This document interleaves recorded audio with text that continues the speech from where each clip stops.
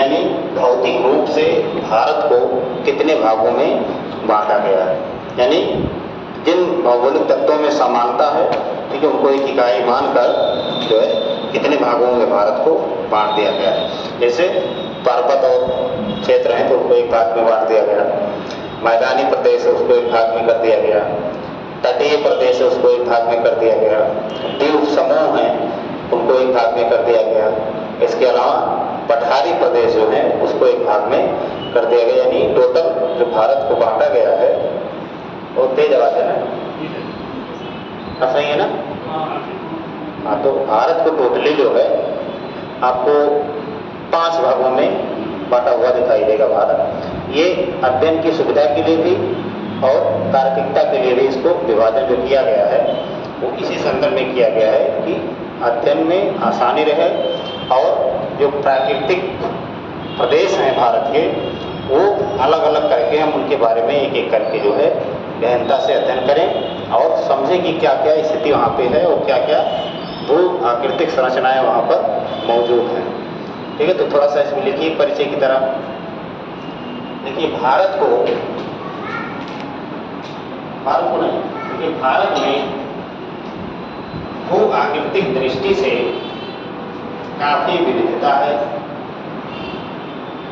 भू आकृतिक दृष्टि से काफी विविधता है।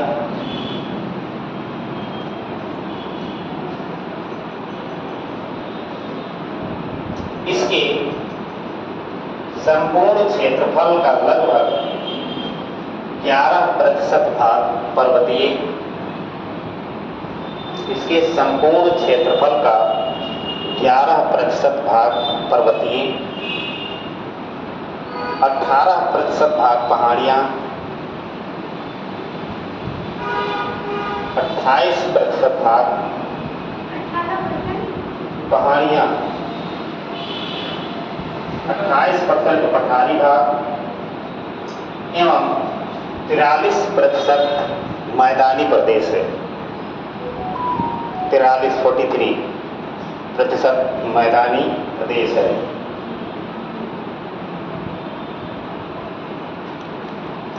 इन्हीं भू आकृतिक विशेषताओं के आधार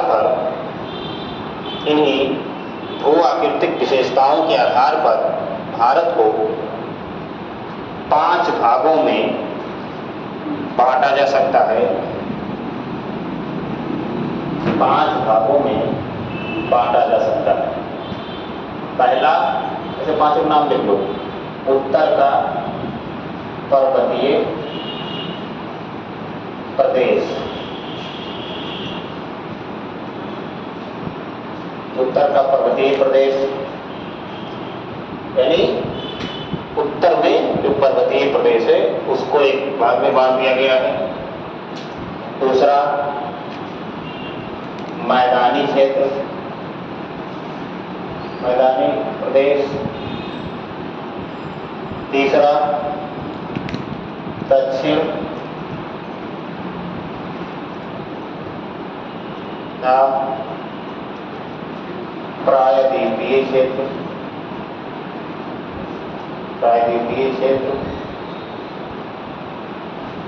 चौथा,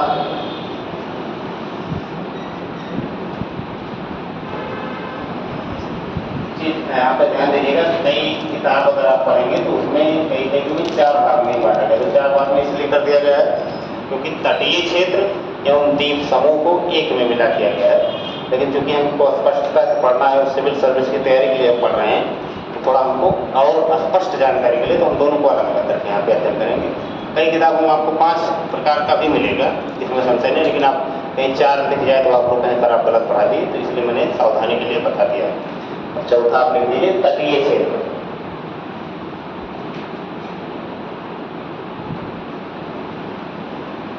और 5वां द्वीप समूह।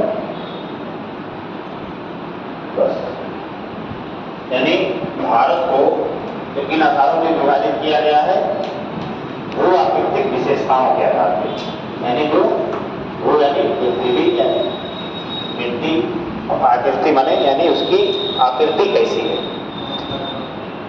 यानी कहीं पे जमीन जो है पर्वत के रूप में हमको दिखाई दे रही है, कहीं मैदानी रूप में दिखाई दे रही है, कहीं पे पठारी क्षेत्र के रूप में वहाँ पे दिखाई दे रही है, कहीं पे समुद्र का तटीय प्रदेश है और कहीं पे द्वीप समूह है। ठीक है, तो मेजर जो क्लासिफिकेशन किया गया है वो भूआकृतिक आधार पे ही किया गया, यानी भूआकृतिक जो विशेषताएं हैं उन्हीं के आधार पे भारत को 5 भागों में बांट दिया गया है। ठीक है, 5 भागों में बांट के इसका हम एक एक करके अध्ययन करेंगे।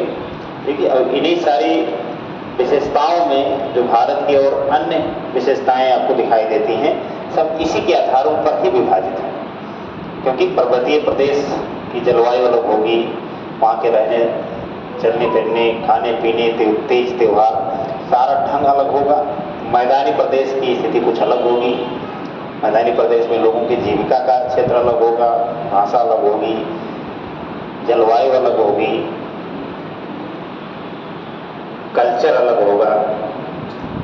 पठारी प्रदेश में अगर आप जाएंगे तो पठारी प्रदेश में अलग कल्चर आपको देखने को मिलेगा, क्योंकि सबसे ज़्यादा इफेक्ट अगर कोई आपके कल्चर पर डालता है तो भूगोल ही है। भूगोल में विशेषकर जलवायु क्लाइमेट जो है वो आपको बहुत ज़्यादा गहराई तक प्रभावित करता है। ठीक है, आपके मूलतः संस्कृति को वो बहुत ज़्यादा गहराई तक प्रभावित करता है जो। ठीक है, तो इसलिए भारत को भी कई बार आप लोग लिखते पढ़ते हैं तो देखते हैं क्या रहता है कि भारत बहुत सारी विविधताओं से भरा हुआ देश है। भारत बहुत सारी विविधताओं से भरा देश है। तो विविधताएं कौन सी? विविधताएं यही तो हैं जो भू आकृतिक विविधताएं हैं, इन्होंने ही तो और अन्य विविधताओं को जन्म दिया है। ठीक है, तो कई बार ये हमारे लिए सकारात्मक होती हैं, कई बार चीज़ें नकारात्मक भी हो जाती हैं। बहुत ज़्यादा विविधता होना कई बार नुकसानदायक होता है, कई बार बहुत सारी विविधता होना अच्छा भी हो जाता है। जैसे मान लीजिए कहानी के माध्यम से समझिए, 5 लोग नाव में बैठ के जा रहे हैं, अरे 5 लोग नाव में बैठ के जा रहे हैं, एक लोगों को केवल तैराकी आ रही है, बाकी 4 लोगों को नहीं आ रही है, या 4 लोग किसी और दूसरी विद्या में पारंगत हैं।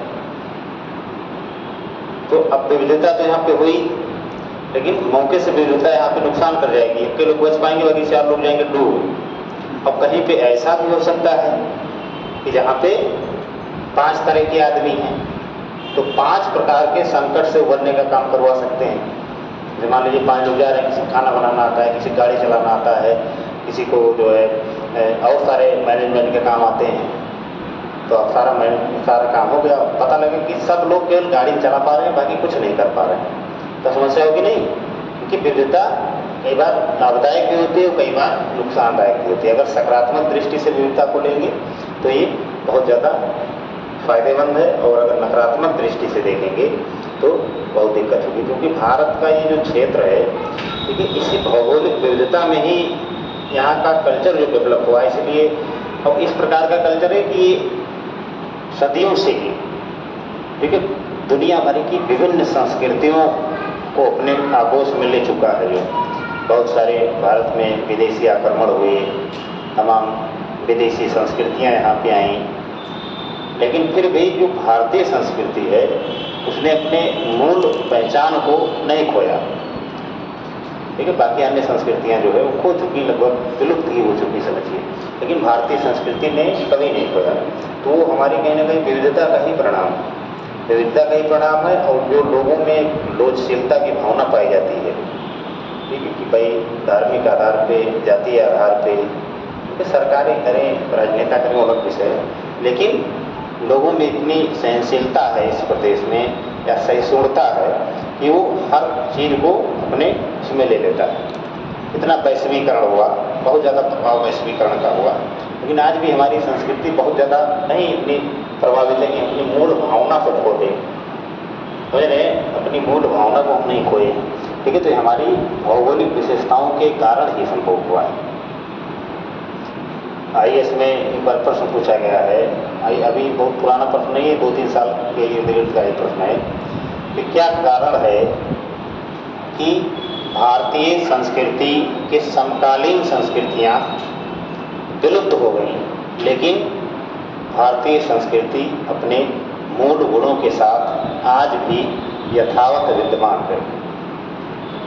तार्किक विश्लेषण कीजिए, ठीक है। यानी इसके समकालीन जो संस्कृतियाँ थीं, मेसोपोटामिया की और तमाम सारी, यूनान में तमाम संस्कृतियाँ जो रोमन की सभ्यता, ये सब जो है कहीं ना कहीं से अपने मूल अस्तित्व को खो चुकी। आज जिस रूप में वो हैं भी पूरा बदला हुआ स्वरूप है, लेकिन भारतीय संस्कृति आज भी अपने मूल स्वरूप में है, ठीक है। तो इसके कारण क्या है? जो ये जो कारण में सबसे ज़्यादा अगर प्रभाव किसी का है तो भौगोलिक कारण ही है। जो भारत मानसूनी जलवायु का प्रदेश है, इस प्रकार के जलवायु प्रदेश बहुत कम कि किसी एक सीजन में बारिश होती हो, किसी एक सीजन में गर्मी होती हो, किसी एक सीजन में ठंडी पड़ती हो।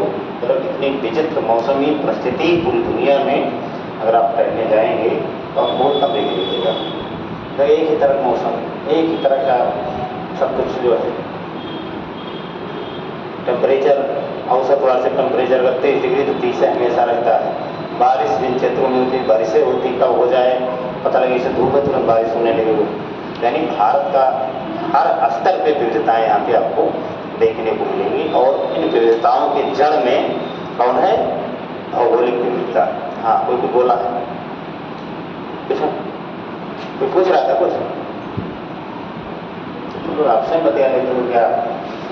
हमने हमको कोई बुला रहा है। चलिए, तो अब इन 5 भागों में एक एक भाग का जो है हम लोग विश्लेषण करते हुए चलेंगे और देखेंगे कि क्या क्या इनमें है। पहला डालिए, यानी एक मोटे तौर पर आप इतनी बात समझ गए कि कितने प्रतिशत भौगोलिक प्रदेश हमारे यहाँ कौन कौन से हैं। प्रश्नार्थ में पूछा जाए कि भारत में निम्नलिखित प्राकृतिक प्रदेशों में सबसे अधिक भाग किसका है? तो सबसे अधिक किसका है? मैदानी प्रदेश का है, ठीक है। उसके बाद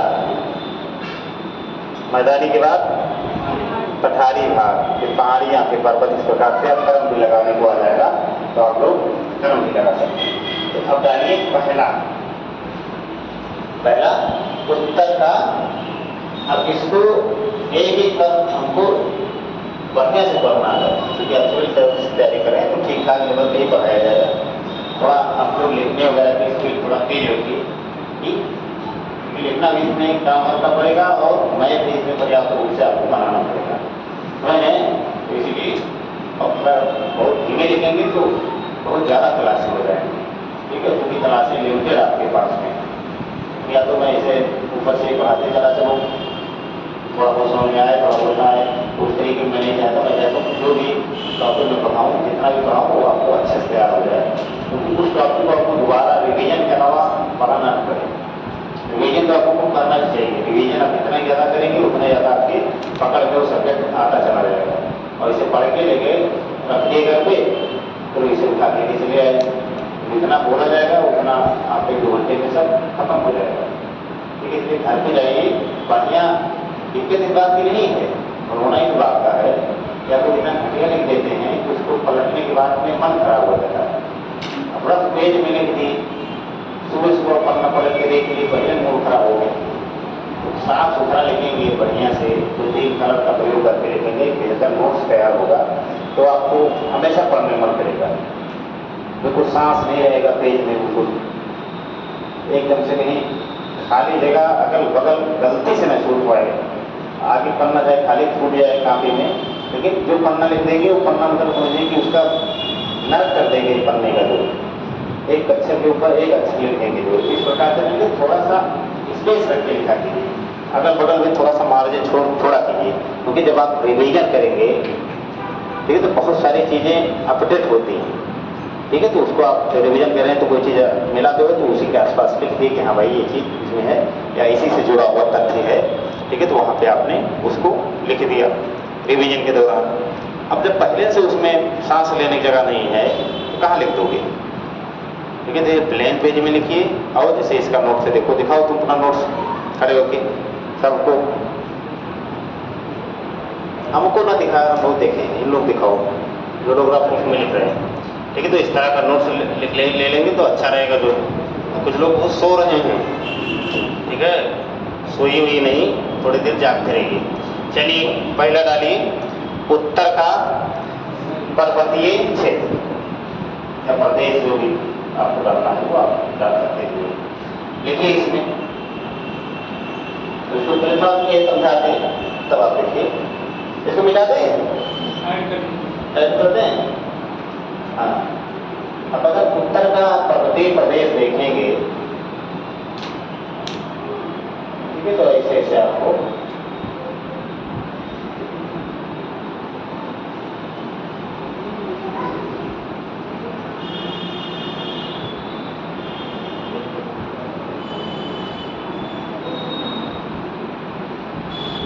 बढ़िया बनना है कि बिल्कुल घटिया बनना है? बहुत घटिया बनना है।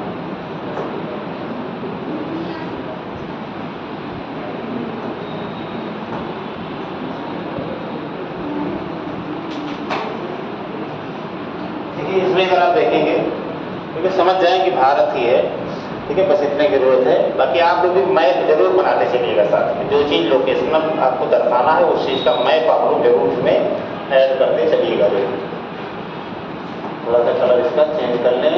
कौन सा कलर कर दें? ये वाला कर दें। कितने कलर आते हैं ना? हैं? ये इसको कर देंगे तो क्या रहेगा? चलो इसी कर देते हैं, ठीक है। तो ये आपका जो हिमालय पर्वत की श्रृंखलाएं हैं, वो आप समझिए कि क्या करवा दिया, एक कलर का करवा दिए, ठीक है। ये वाला कर दिया, जब पर्वत हरा भरा रहता है तो हरा भरा क्या चमक रहेगा। अब ये क्या है? ये भारत में हिमालयी क्षेत्र, यहाँ पे पूर्वांचल की पहाड़ियाँ, यहाँ से जो है लोहित नदी भारत में प्रवेश करती है और इधर की तरफ मुड़ जाता है, तो ये पूर्वांचल की पहाड़ियाँ कहते हैं। भी सब इसकी चर्चा एक टॉपिक की होगी, लेकिन आप लोकेशन के रूप में समझिए कि हिमालय पर्वत श्रृंखलाएँ हैं वो इसी रूप में विस्तारित होंगे, ठीक है। कहाँ पे? उत्तर भारत में। तो आप लिख सकते हैं, इसको लिखिए, लिखते चलिए, इसी में मैं दर्शाते जरूर। आप लोग एक मैप जरूर बना लीजिएगा, ठीक है। न ज़्यादा बना पाइएगा तो ऊपर एक हिस्सा केवल हिमालय वाला ही बना दीजिएगा, क्योंकि हिमालय रिकॉर्ड है तो हिमालय बहुत सारे मैप हम लोग बनाएंगे।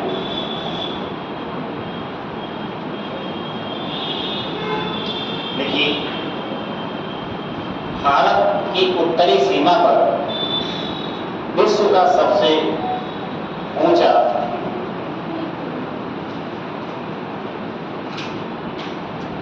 भारत की उत्तरी सीमा पर विश्व की सबसे ऊंची तथा पूर्व पश्चिम दिशा में विस्तृत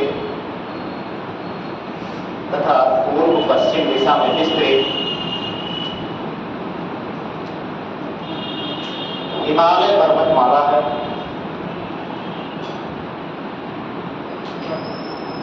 यह एक नवीन मोड़दार पर्वत है। यह एक नवीन मोड़दार पर्वत है।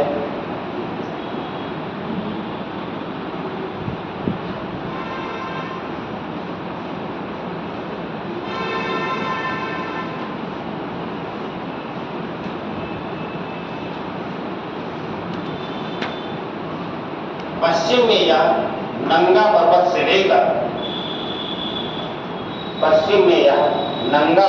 से लेकर अब यहाँ पे आपका ये नंगा पर्वत पड़ेगा।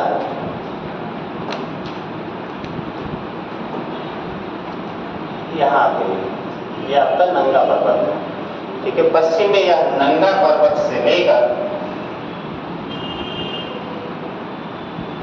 नामचा बारवा तक, ये शब्द कठिन होंगे, उनको मैं इधर लिखते चलूंगा कि आप लोग परेशान ना हो। नामचा बारवा, ये नामचा बारवा जो है इतना मोटा कैसे हो गया जी?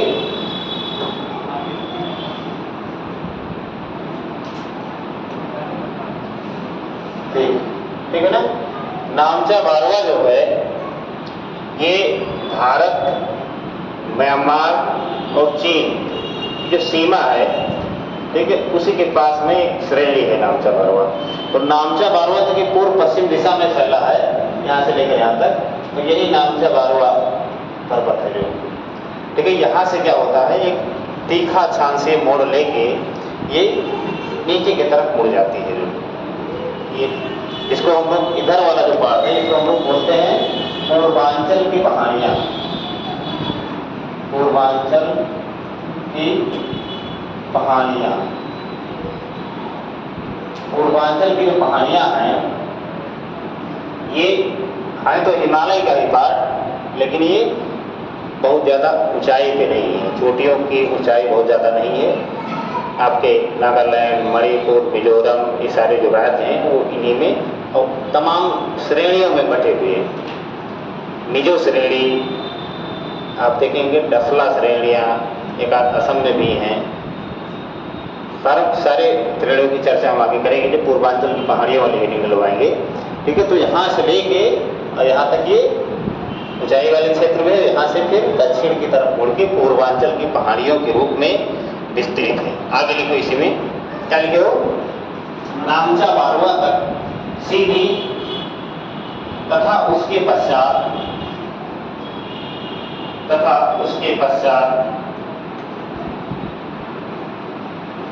तीखे अक्षांशीय मोड़ के द्वारा, तीखे अक्षांशीय मोड़ के द्वारा, तीखे अक्षांशीय मोड़ के द्वारा, तीखे अक्षांशीय मोड़ के द्वारा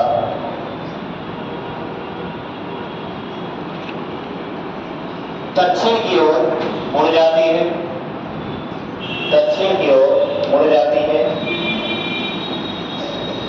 जिसे पूर्वांचल की पहाड़ी के नाम से जाना जाता है, जिसे पूर्वांचल की पहाड़ी के नाम से जाना जाता है। पूर्वांचल की पहाड़ी के नाम से जाना जाता है। पूर्व से पश्चिम तक हिमालय की लंबाई, पूर्व से पश्चिम तक हिमालय की लंबाई 2500 किलोमीटर, 2500 किलोमीटर तथा चौड़ाई 500 किलोमीटर के आसपास, या 500 किलोमीटर लगभग है।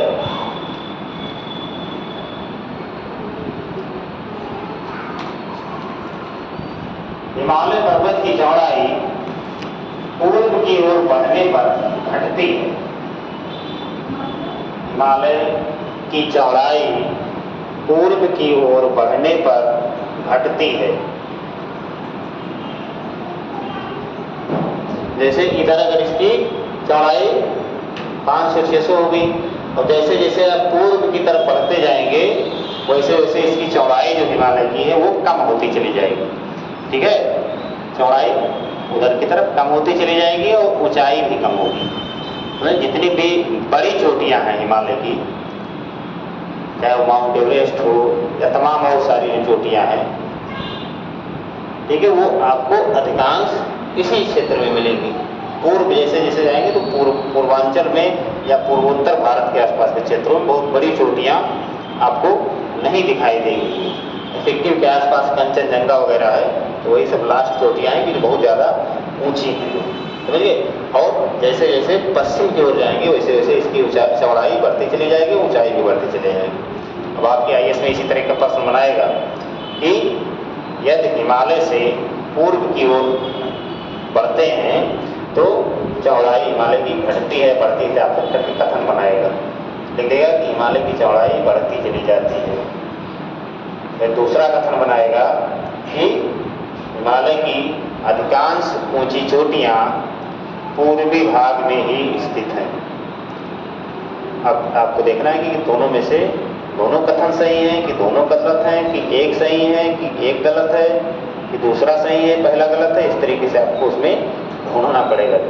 अगर आप कंसेप्चुअल ढंग से पढ़े हैं चीज़ों को समझ के तो आप आसानी से कर ले जाएंगे। दोनों तर्क गलत हो गए, दोनों तर्क बिल्कुल विपरीत दिशा में हो गए। चलिए आगे लिखो, क्या लिखे हो? घटती है। देखो हिमालय की औसत ऊंचाई, हिमालय की औसत ऊंचाई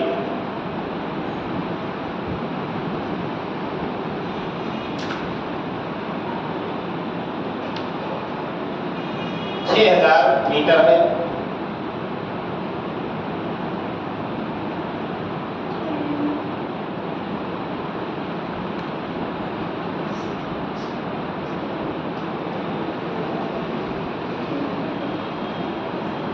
देखो हिमालय पर्वत का निर्माण,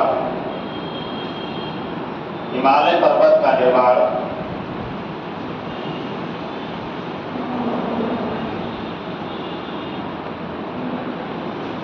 हिमालय पर्वत का निर्माण यूरेशियाई प्लेट के,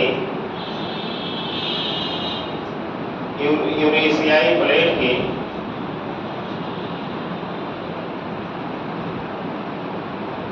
यूरेशियाई प्लेट के मतलब और इंडो ऑस्ट्रेलियन प्लेट के टकराने से हुआ है। इंडो ऑस्ट्रेलियन प्लेट के टकराने से हुआ है। Indo Australian plate, Indo Australian plate के टकराने से हुआ है। आप लोगों को ये तो नहीं पढ़ाएगा प्लेट विवर्तन की सिद्धांत में, इसमें तो उसमें प्लेट वगैरह नहीं पढ़े हैं।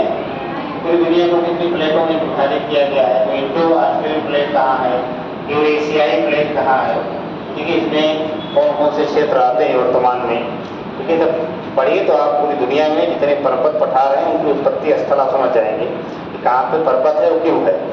कहीं पे अगर भूकंप प्रभावित क्षेत्र या ज्वालामुखी प्रभावित क्षेत्र है तो वहाँ पे है तो क्यों है, इस बात को आप बहुत सही ढंग से पढ़ पाएंगे। वेगनर का महाद्वीपीय विस्थापन सिद्धांत, प्लेट विवर्तन की सिद्धांत, हेरी हेंस का सागर नितल प्रसरण सिद्धांत, ठीक है, ये सब पढ़ेंगे नहीं पढ़े हैं, ठीक है। तो अगर पढ़े होंगे तो आप भली भांति समझ जाएंगे कि ये दो प्लेटों जिसकी चर्चा हुई है वो क्या है, ठीक है। इन दोनों प्लेटों के टकराने से हिमालय पर्वतमाला की उत्पत्ति हुई है। और इसीलिए आप देखेंगे तो पश्चिम में हिमालय की चोटियाँ ज़्यादा ऊंची इसीलिए हैं क्योंकि इधर की तरफ दबाव बल ज़्यादा था और इधर की तरफ दबाव बल कम था, तो इसलिए इधर की ज़्यादा ऊंचाई नहीं, इधर की ज़्यादा ऊंचाई है, ठीक है। इंडो ऑस्ट्रेलियन प्लेट जो है उसमें पूरा पूरा हिंद महासागर, ऑस्ट्रेलिया, भारत इधर पूरा करके शामिल होता है। अब यूरेशियाई प्लेट का मतलब हो गया कि इसमें चीन, रूस ये सब शामिल है ना, ठीक है। और इन दोनों प्लेटों का जोड़ कहाँ है? प्लेट का मतलब खाना खाने वाली प्लेट नहीं, प्लेट का मतलब जो स्थल मंडल जिसको लिथोस्फीयर कहते हैं, ठीक है, यानी लगभग 200 किलोमीटर की गहराई तक का जो क्षेत्र है, इसको माना जाता है प्लेट विवर्तन के सिद्धांत में कि ये जो है एक लिक्विड या सेमी लिक्विड पे तैर रही है प्लेटें। अब एक दूसरे की तरफ कंपन करती है, एक दूसरे की ओर ये अपसारी या अभिसारी प्रकार की गतियां करती हैं, यानी या तो पास आएंगी दो प्लेटें और या तो दो प्लेटें एक दूसरे से दूर जाएंगी। अगर दो प्लेटें एक दूसरे के पास आती हैं तो मोड़दार पर्वतों की उत्पत्ति होगी। अब दो किताबें इसे लड़ा दीजिए और दोनों तरफ से दबाव बल ज़्यादा रहेगा तो कैसे से उठ जाएगा, नहीं उठ जाएगा, तो मोड़दार पर्वतों की उत्पत्ति होगी। और अगर दो प्लेटें एक दूसरे से दूर जा रही हैं, ठीक है, तब क्या होगा, ज्वालामुखी की क्रियाएं होगी। लग रहा है आ ही गया, दो प्लेटें टकरा ही गई, ठीक है। अगर दो प्लेटें एक दूसरे से दूर जा रही है तो वहाँ पे भूकंप आएगा, ज्वालामुखी की घटनाएं बहुत ज़्यादा होंगी, ठीक है, अंदर का मैग्मा बाहर आके जमेगा। इस प्रकार की तमाम घटनाएं, भूगर्भीय घटनाएं आपको देखने को मिलेंगी। आप देखेंगे कि दुनिया में जितने भी बड़े ज्वालामुखी के क्षेत्र हैं या ज्वालामुखी की श्रृंखलाएं मौजूद हैं, वो सब अपसारी यानी एक दूसरे से दूर जाती हुई प्लेटों की सीमांत पर ही अवस्थित है। जितने मोड़दार पर्वत अवस्थित हैं, उन मोड़दार पर्वत सारे के सारे दो प्लेटों के टकराने वाले स्थानों पर ही स्थित है। तो इस प्रकार से प्लेट विवर्तन की सिद्धांत, महाद्वीपीय विस्थापन सिद्धांत और सागर नितल प्रसरण सिद्धांत, इन तीनों को अगर समुचित रूप से आप साथ में मिला के पढ़ेंगे तो आप पूरी दुनिया में बिना देखे ही बता देंगे कि हाँ इस एरिया में मोड़दार पर्वत होगा, यहाँ पे ज्वालामुखी का क्षेत्र होगा। जैसे आपने बहुत पहले से पढ़ते आएंगे कि प्रशांत महासागर का जो चारों तरफ का क्षेत्र है उसे आग का गोला कहा जाता है, रिंग ऑफ फायर। पढ़े कि नहीं पढ़े? पढ़े होंगे कहीं ना कहीं, कक्षा 7 से लेकर 12 तक के बीच में कहीं ना कहीं पढ़े होंगे कि प्रशांत महासागर के जो चारों तरफ का क्षेत्र है वो रिंग ऑफ फायर की श्रेणी में आता है। तो रिंग ऑफ फायर की श्रेणी में इसीलिए आता है क्योंकि एक तरफ नवीन मोड़दार पर्वत है, उसके तरफ राकी एवं एंडीज, उत्तरी अमेरिका में राकी पर्वतमाला और दक्षिणी अमेरिका में एंडीज पर्वतमाला, और दूसरी तरफ अपसारी प्लेट सीमांत जो जापान से लेके और प्रशांत महासागर के पश्चिमी तट के सहारे इंडोनेशिया, ऑस्ट्रेलिया तक विस्तारित है। ठीक है, तो यहाँ पे अभिसारी प्लेट सीमांत है। तो यहाँ पे देखिए तमाम ज्वालामुखी आप देखेंगे, इंडोनेशिया, जापान, इन सब में भूकंप और ज्वालामुखी आना बहुत सामान्य सी बात है। मैं कई बार उदाहरण भी दिया हूँ कि जापान वगैरह में ये सब आना बहुत ही सामान्य सी बात होती है, समझ गए? तो ये जो हिमालय पर्वतमाला की उत्पत्ति हुई है, इसको ही माना जाता है कि इंडो ऑस्ट्रेलियन प्लेट जो है ये इधर की तरफ इसका मूवमेंट हुआ और उधर से यूरेशियन प्लेट थी, और दोनों प्लेटों के टकराने से यहाँ पे हिमालय पर्वतमाला की उत्पत्ति हुई है। ये टर्सेरी युगीन पर्वत है, यानी तीसरे युग का पर्वत है, यानी नवीन मोड़दार पर्वत है, वो पुराना पर्वत नहीं है। पुराना पर्वतमाला है नवीन मोड़दार पर्वत है, इसलिए अपने को दिखा देंगे कि हिमालय पर्वतमाला एक नवीन मोड़दार पर्वत है, यानी तीसरे युग में इसका निर्माण किया गया है। अब और लिखिए बातें इसके बारे में, क्या लिखे हैं? टकराने से हुआ है। प्लेट टेक्टोनिक सिद्धांत के पहले, प्लेट टेक्टोनिक सिद्धांत के पहले यह माना जाता रहा था,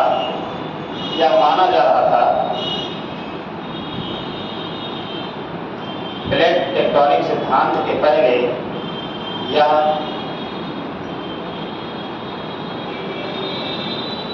माना जा रहा था कि हिमालय की उत्पत्ति टेथीज सागर में जमे, कि हिमालय की उत्पत्ति टेथीज सागर में जमे, टेथीज सागर में जमे मलबों के, टेथीज सागर में जमे मलबों में दबाव बढ़ने से हुई है।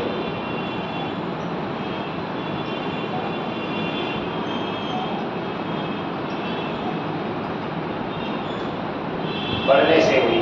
इस मत को अभी भी मान्यता प्राप्त है, इस मत को अभी भी मान्यता प्राप्त है।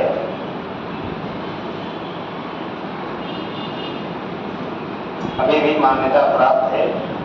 अतः हम टेथीज सागर को हिमालय का गर्भगृह कह सकते हैं। हिमालय का गर्भगृह कह सकते हैं।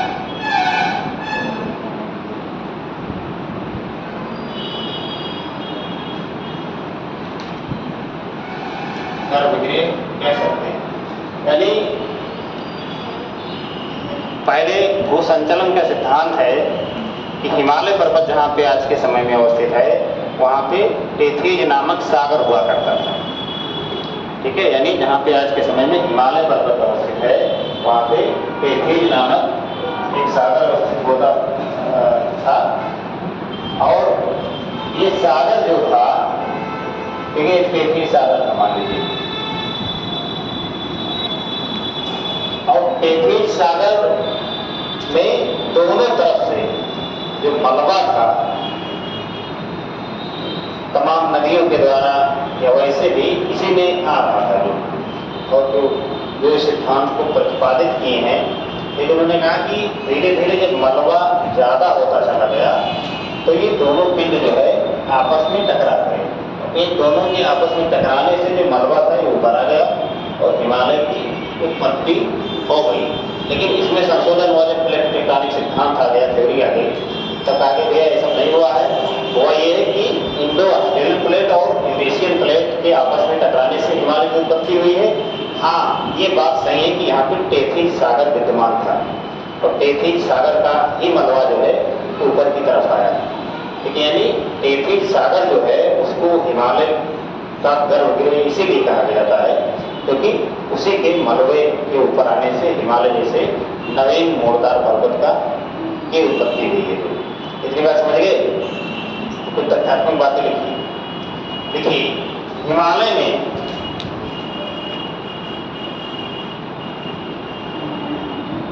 हिमालय में 7300 मीटर से अधिक ऊंची 7300 मीटर से अधिक ऊंची एशिया की 94 चोटियों में 94 चोटियों में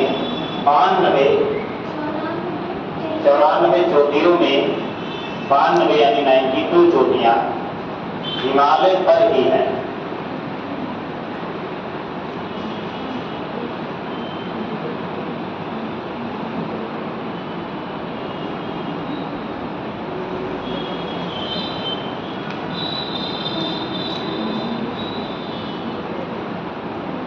मैं एक बार तुमसे बोल रहा हूँ, ये बात मुझे लगा कई लोग कन्फ्यूज हो गए।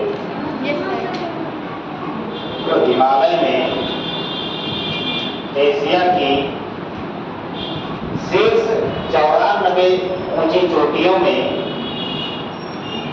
92 हिमालय में ही अवस्थित हैं। 7300 मीटर ऊंची। अब शीर्ष मैंने लिखा दिया तो समझिए शीर्ष की बात हुई, तो शीर्ष चोटियां हैं तो ज़्यादा से नहीं होगी। यानी इस बात का सीधा मतलब ये हुआ कि पूरे एशिया महाद्वीप में अगर शीर्ष 94 चोटियों को 94 ऊंची पर्वत चोटियों को मिला लिया जाए, ठीक है, तो 92 हिमालय पे ही अवस्थित है। यानी हिमालय पर्वत इतना ऊंचा है कि 92 चोटियां हिमालय पर ही अवस्थित हैं। यानी इस बात से संकेत मिलता है कि हिमालय अभी एक नवीन मोड़दार पर्वत है। अभी इसमें किसी प्रकार का अवशिष्ट पर्वत जैसे संकेत नहीं मिलते, यानी सबसे नए दौर का पर्वत है। अभी इसकी ऊंचाई निरंतर बढ़ रही है। जैसे आदमी युवावस्था में था तो निरंतर उसका शारीरिक एवं मानसिक विकास होता रहता है। अब एक समय जब आना शुरू होता है जब उसका क्षरण होना शुरू हो जाता है। 45-50 साल के बाद में आदमी का क्षरण होना शुरू हो जाता है। तो यानी हिमालय को ही माना जाता है कि उसकी ऊंचाई जो है वो अभी बढ़ ही रही है। जैसे ऊंचाई 8800 जो औसत ऊंचाई है हिमालय की 8848 मीटर अभी तक हम लोग पढ़ते थे। लेकिन अभी 2-3 साल पहले चीन में पता नहीं कौन से शोध ने ये बात जारी की कि भैया अब जो है औसत ऊंचाई 8848 मीटर नहीं, अब औसत ऊंचाई 8850 मीटर हो गई है। यानी 2 मीटर ये और ऊंचा हो गया है। ठीक है, तो निरंतर जो है हिमालय की ऊंचाई बढ़ती जा रही है। समझिए, अब आपसे जो IAS के स्तर में पूछता है वो इस तरीके का प्रश्न पूछेगा मेंस में। जैसे अच्छा 7-8 में रहेंगे तो पूछ जाता भैया हिमालय जो है उत्तर में हिमालय सुरक्षा प्रहरी की भांति कार्य करता है। इस तरीके का आप लोग बातें सुनते होंगे, एक दरवाजे की तरह काम करता है। लेकिन अब इस लेवल में पहुंचने के बाद में हिमालय का महत्व अगर है तो एक रूप में आपको कई रूपों में देखना पड़ेगा कि सुरक्षा के दृष्टिकोण से तो है ही नहीं है। ठीक है, इसके अलावा जितनी भारत में सदा नीरा नदियाँ हैं, सदा नीरा का मतलब जिसमें हमेशा पानी रहता है, कम या ज़्यादा हो सकता है लेकिन पानी का फ्लो जो है उसमें हमेशा बना रहता है। उन नदियों में अधिकांश नदियाँ आपकी हिमालय से निकलती हैं। चाहे आप उदाहरण के रूप में गंगा का नाम ले लीजिए, यमुना का नाम ले लीजिए और तमाम छोटी बड़ी रामगंगा, घाघरा, ये सारी नदियों का नाम है, सब हिमालय की किसी न किसी चोटी से ही निकलती हैं। इसके अलावा जो भारत में प्रवेश करती हैं ब्रह्मपुत्र नदी, वो भी कहीं न कहीं से हिमालय की ही पार्ट है, हिमालय के सबसे पश्चिमी किनारों से निकलती है। इसके अलावा अगर आप ऊपर की तरफ देखेंगे तो सिंध एवं 5 उसकी सहायक नदियाँ, ठीक है, इसको पंजाब बोला जाता है। पंजाब नाम क्यों है? पंजाब मतलब 5 दोआब का क्षेत्र, यानी 5 नदियों के दोआब का क्षेत्र। दोआब का मतलब होता है कि 2 नदियों के बीच का क्षेत्र। जैसे 2 नदी मान लीजिए ऐसे ऐसे बह रही हैं, यहीं से निकल रही हैं आसपास से और ऐसे ऐसे बह रही हैं, ऐसे ऐसे प्रवाहित हो रही, तो ये जो क्षेत्र होगा ये क्या होगा? दोआब। तो इसी प्रकार से सिंध एवं उसकी जो 5 सहायक नदियां हैं, ठीक है, वो भी दोआब का निर्माण कर रही हैं। सिंध, सतलज, ब्यास, झेलम, रावी, ये सब क्या है? ये सब सिंध एवं उसकी 5 सहायक नदियां हैं। इसीलिए पंजाब जो है इन 5 नदियों के दोआब में पड़ता है, इसलिए नाम है इसका रखा गया पंजाब, यानी 5 दोआब की भूमि। ठीक है, तो अब देखिए भारत में भी पंजाब है और पाकिस्तान में भी एक राज्य का नाम पंजाब है, बिल्कुल उसे सटा हुआ।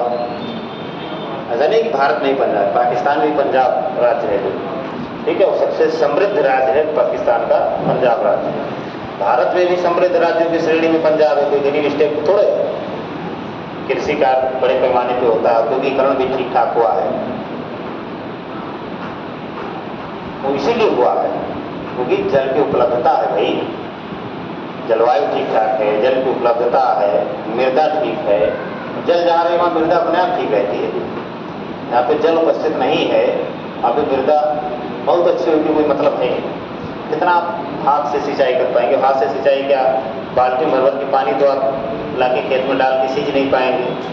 या तो बारिश हो, या तो कुआं से सिंचाई जैसे पहले होती थी, उस तरह की परंपरागत सिंचाई पद्धतियाँ हों, तो उसमें भी आपके पास लिमिटेड आप ही खेती किसानी कर सकते हैं। अब आज के समय क्या है, नलकूप है, में जाके पंपिंग सेट बांध दिए और अच्छा खासा पानी दे रहा है। 2-4 बीघा खेत है तो पूरे दिन में हो गया आराम से, जो है काफ़ी पानी निकाल लिया उससे, जो है।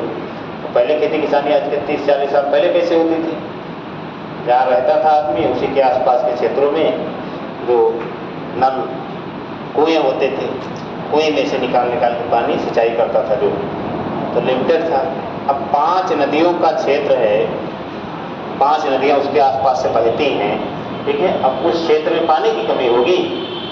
पानी की कमी नहीं होगी। अगर आपके पास टेक्नोलॉजी है तो आपके पास बिजली की भी कमी नहीं होगी। तो हिमालय, भारत में जितनी भी सदा नीरा नदियाँ प्रवाहित हैं, ठीक है, उसमें अधिकांश नदियाँ जहाँ से निकल रही हैं उद्गम स्रोत उनका कहाँ है? हिमालय पर, हिमालय में। तो सबसे बड़ा लाभ तो ये कि भारत उत्तर में मैदानी प्रदेश का निर्माण हुआ या जलोढ़ मृदा से प्रवाहित क्षेत्र का निर्माण हुआ, वो हिमालय प्रदेश की ही देन है। वो सुरक्षा को छोड़ ही दीजिए, जो आपकी आजीविका है या आपकी अर्थव्यवस्था का आधार है। पहले माना था कि भारत कृषि प्रधान देश है, किसके दम पे कृषि प्रधान देश है? जल की उपलब्धता, जल की उपलब्धता, मिट्टी अच्छी है, जलवायु अच्छी नहीं तो मानसूनी जलवायु का प्रदेश है, तो इस साल में महीने 2 महीने बारिश होती है, इसमें आप गेहूँ धान चावल मतलब जो उगा ले रहे हैं, चावल भी उगाया जाता है, हाँ धान उगाया जाता है ना, आप तो वो सब क्यों उगा ले रहे हैं? क्योंकि हमारे पास उस प्रकार की अनुकूल परिस्थितियाँ, अगर अनुकूल परिस्थिति नहीं होती तो कितनों आप अच्छी मृदा लेके बैठे रहते, जल की उपलब्धता नहीं होती। इस क्षेत्र में, पूर्वांचल में जल संरक्षण जैसा कल्चर भी नहीं दिखाई देता। इसलिए नहीं दिखाई देता क्योंकि यहाँ अगर आदमी नहाएगा भी, यानी 1-2 बार दिन का अंदर और 5 बार दिन नहाएगा, वो इसलिए नहाएगा क्योंकि यहाँ जल की कमी अभी नहीं है। और खाली रहेगा, काम उसको नहीं रहेगा, तो रोड पे पानी मारेगा कि धूल ना उड़े, गार्डन वार्डन में पानी लगाएगा धूल ना उड़े। यानी जल संरक्षण का जो कल्चर वो इस क्षेत्र में नहीं डेवलप हो पाया। यही आप चले जाइए राजस्थानी क्षेत्र में, तो केतली से पानी पीते हैं, केतली से पानी पीने का मतलब पानी की बर्बादी जो होती है वो कम होती है, ठीक है। आप बाल्टी में रख के मुँह धुल रहे हैं तो ज़्यादा पानी आप पिला सकते हैं, केतली में आपको जितना आवश्यकता है उतने की देगा। इसलिए देखिए तो ऐसे क्षेत्र में तो ऐसा कल्चर का भाव होता है। वो कल्चर किससे जुड़ा है? भूगोल से जुड़ा है। जैसे अरब प्रदेश, जो खाड़ी प्रदेश के देश हैं, वहाँ पे आप देखिए वहाँ का कल्चर है केतली में पानी पीना, क्योंकि जल की कमी है भाई, तेल बहुत पाया जाता है, जल बहुत कम है। और चूंकि वो सब इस्लामी कल्चर से डोमिनेंट क्षेत्र है, जितने भी आप देश देखेंगे, सऊदी अरब, ईरान, इराक, कुवैत, यूएई, अमन, ओमान, ये सब क्या है? तो इस्लामी देश है। अपने यहाँ देखिए, अपने यहाँ भी वो कल्चर, जहाँ पे मुस्लिम आबादी ज़्यादा होती है, वो केतली का प्रयोग करते हुए देखिए। सबसे ज़्यादा केतली अगर देखेंगे तो मुझे कितना होता है, छोटा हो जाता है, लेकिन देखिए कल्चर में ही आपके शामिल हो गई वो चीज़, वो भूगोल से प्रभावित है, वो कल्चर में ही शामिल हो गई। तो भूगोल कितनी गहराई से प्रभावित करता है, तो वही बात हम प्रयास करें कि हिमालय पर्वत श्रृंखलाएँ न केवल आपको जीविका प्रदान कर रही हैं, आपको सुरक्षा प्रदान कर रही हैं, और सबसे महत्वपूर्ण चीज़ है कि आपके यहाँ मानसूनी जो वर्षा होती है वो हिमालय के कारण होती है, क्योंकि जो दक्षिणी पश्चिमी मानसून आता है अरब सागर में बंगाल की खाड़ी के माध्यम से भारत में प्रवेश करता है, ठीक है। अगर हिमालय पर्वत नहीं होता तो ये सीधे निकल जाती है साइबेरिया की तरफ, चीनों को क्रॉस करती हुई, कोई बारिश ही नहीं हो पाती है, लेकिन वो सारी आर्द्रता भरी हवाएं आती हैं और हिमालय में टकरा के ऊंचाई में जाती हैं, संघनन होता है, बादल बनते हैं, बारिश होती है, ये प्रक्रिया होती है। तो लेकिन तीन तो मैं बैठे हुए थे कि नदी के जो सबसे बड़े लाभ है हिमालय को, ये तीन है। आगे देखो थोड़ा इसमें,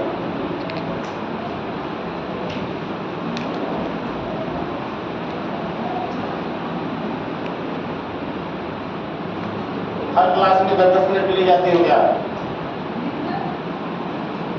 हर क्लास में तुम जाते हो, उधर थी तुम क्लास में, फिर इधर आ गई, वहाँ भी पूरी क्लास है, यहाँ भी पूरी क्लास है, और कल भी तुम बीच में उनकी ग्रुप चली गई, क्लास में बैठी तो पूरा पढ़ ही नहीं आता, समझ में नहीं आएगा, तो पूरी क्लास में रही चली। क्या लिखेंगे लास्ट बात? लिखो, उत्तरी पर्वतीय प्रदेश को 3 भागों में बांटा जा सकता है। 3 भागों में बांटा जा सकता है।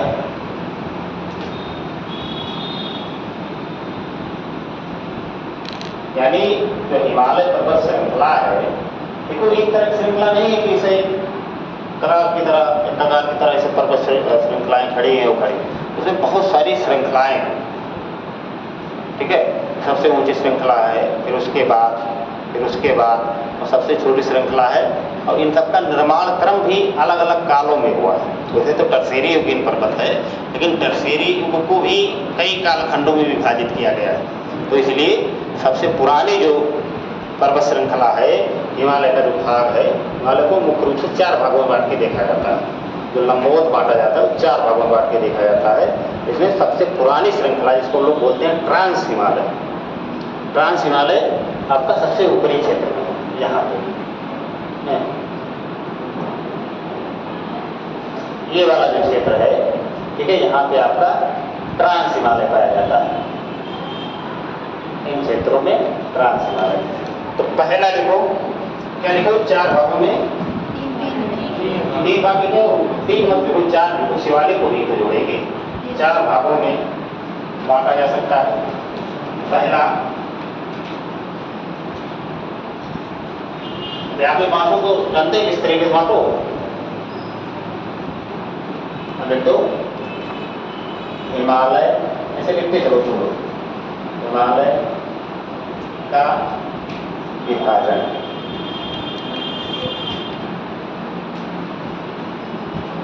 अब पहला लिखो ट्रांस हिमालय,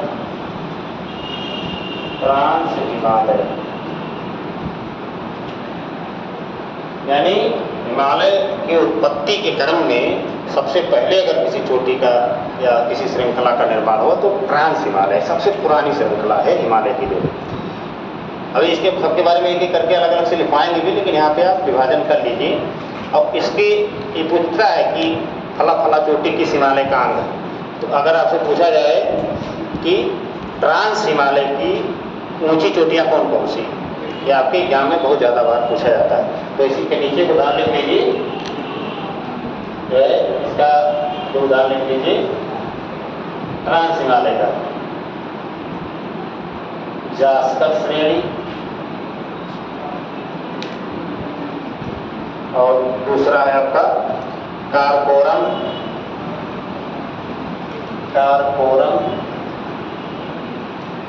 श्रेणी, और तीसरा है लद्दाख। ये ट्रांस हिमालय के सारे भाग, यानी ये सब इसके भाग हैं, ट्रांस हिमालय के भाग हैं जो आज के समय में हम लोग देखते हैं। यानी सबसे पुरानी श्रृंखलाएँ थी, सबसे हिमालय का निर्माण हुआ उसके क्रम में सबसे पहले इन चोटियों का निर्माण हुआ है। दूसरा आपका है बृहद हिमालय। बृहद हिमालय इसी में से मानते चलिएगा। बृहद हिमालय, देखिए इसमें भी जास्कर श्रेणी है, तो आप कंफ्यूज मत होइएगा। ठीक है, जास्कर श्रेणी, क्योंकि जिसका विस्तार ज़्यादा है वो दोनों में शामिल हो गए, जिसमें जास्कर एक अपवाद के रूप में, बाकी बृहद हिमालय में बहुत सारी अलग अलग चोटियाँ, सबसे अधिक ऊंचाई की जो चोटियाँ हैं वो अधिकांश इसी में पाई जाती हैं। लेकिन चोटियों के नाम आप नहीं लिख रहे हैं, सब श्रेणियों के नाम लिख रहे हैं। चोटियों का मतलब कि किसी पर्वतमाला के सबसे शीर्ष भाग जो होगा उसको लोग चोटी कहेंगे। और श्रेणियाँ जो होती हैं कि अगर कोई पर्वत है, ठीक है, जैसे प्रकार के इसी तरह से पर्वत विभाजित है, ठीक है, और कुछ समय के बाद में ये पर्वत कई खंडों में विभाजित हो गया, ठीक है, एक खंड यहाँ से बन गया, एक खंड यहाँ से बन गया, तो अब ऐसे से एक श्रेणी बन गई ना, एक ये बन गई, एक ये बन गई। तो ऐसे श्रेणियों का नाम ये सब है, जास्कर श्रेणी, लद्दाख श्रेणी, कारकोरम श्रेणी, श्रृंखला श्रेणी एक ही बात है, ठीक है। तो इन सबको इसी संदर्भ में आप लोग यहाँ पे लीजिएगा। तीसरा लिखो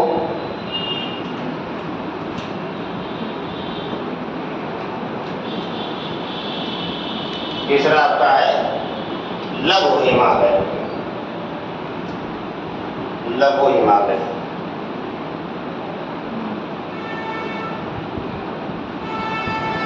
लघु हिमालय। और चौथा आपका है शिवालिक श्रेणियां। शिवालिक प्रदेश,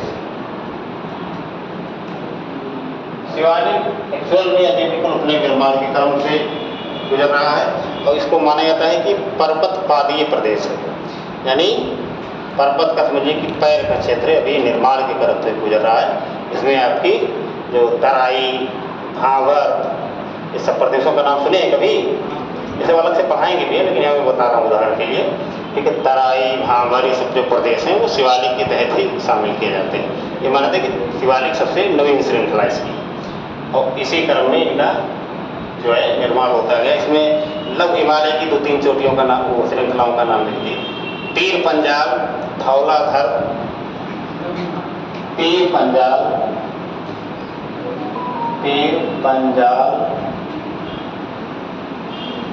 धौलाधर,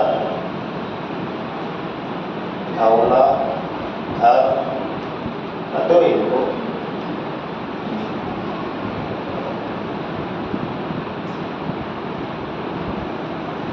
अब एक प्रश्न जो इसमें बनता है कि दो श्रृंखलाओं के मध्य में, क्योंकि ये सब जो विभाजन किया गया हिमालय का, ठीक है, लंबवत विभाजन, ठीक है, यानी अगर हिमालय पर्वत श्रृंखलाएं इस दिशा में हैं, ठीक है, तो इनमें जो श्रृंखलाएं हैं वो एक के बाद एक है। जैसे एक श्रृंखला मान लीजिए ये हो गया ट्रांस हिमालय, इसके बाद आपका दूसरा वाला हिमालय कौन सा है, लिखा है तो वो बता सकते हो, बृहद हिमालय, ठीक है। तीसरा है लघु हिमालय, चौथा है शिवालिक श्रेणी।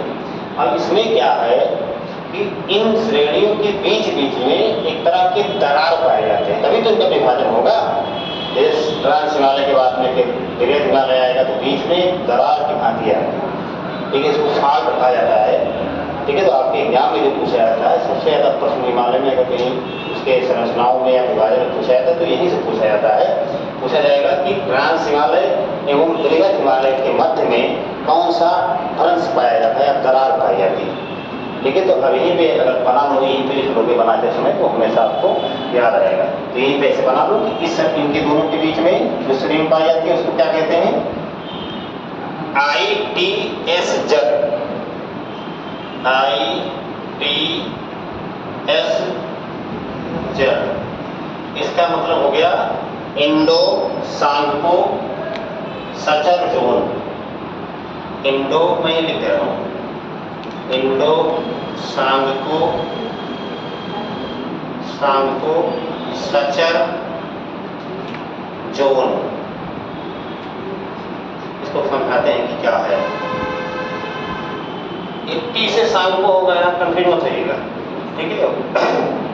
इसमें TSANGAP वो होता है उसका जो है फुल फॉर्म। ठीक है। नहीं तो आप लोग टी लिखे हैं सांगपो लिखे तो सांगपो तो यस होना चाहिए।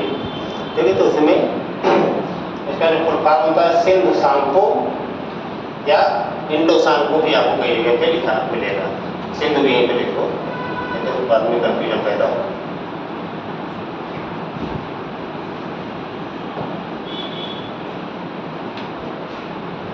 Sindhu Indo Tsangpo suture zone.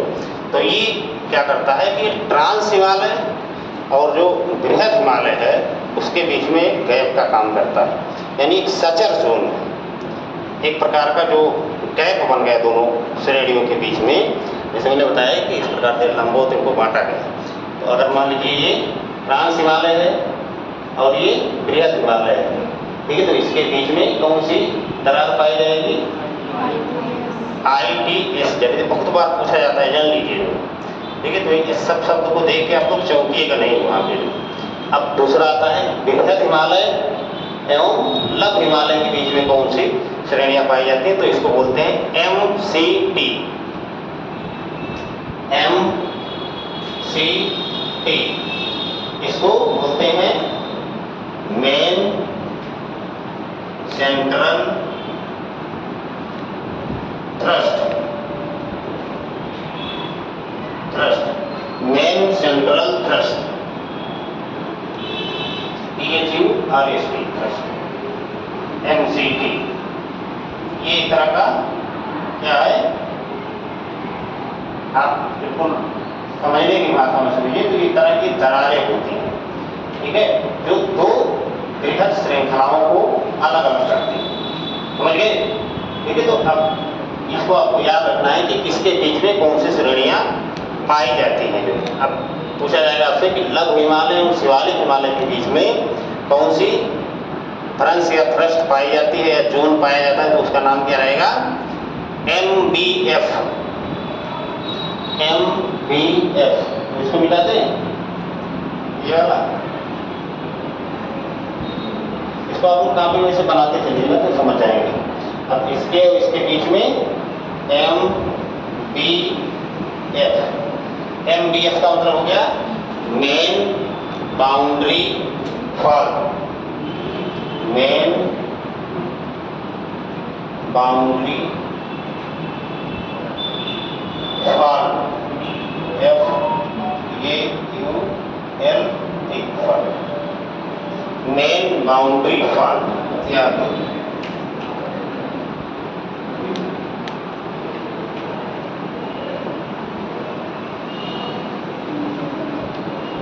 अब अगर आपसे पसंद है लघु हिमालय एवं शिवालिक हिमालय के बीच में किस प्रकार के भ्रंश पाए जाते हैं, उसका नाम है MDF। इसे शॉर्ट में लिखता है ज़्यादातर, आप जैसे देखेंगे तो MDF लिखा रहेगा, तो आप समझ नहीं पाएंगे यार MDF क्या होता है।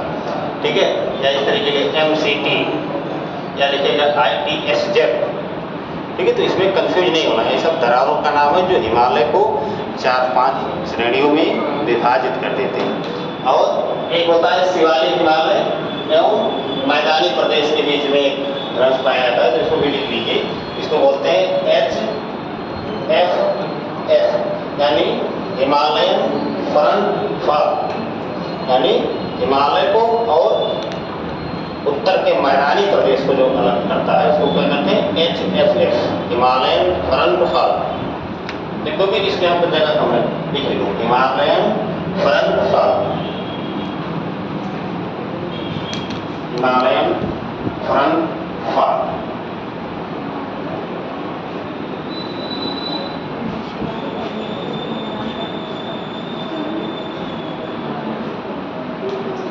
अब इसमें एक एक करके हम लोग देखेंगे।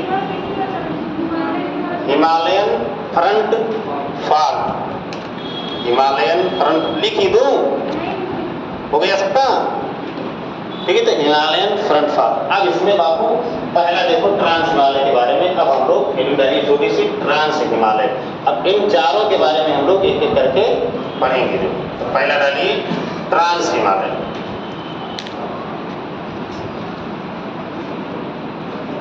इसको आगे बढ़ लेते हैं, क्या करेंगे, ट्रांस हिमालय, ट्रांस हिमालय।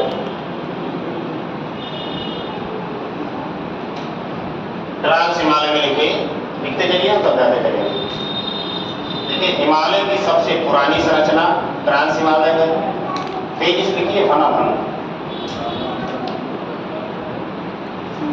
हिमालय की सबसे पुरानी संरचना ट्रांस हिमालय है।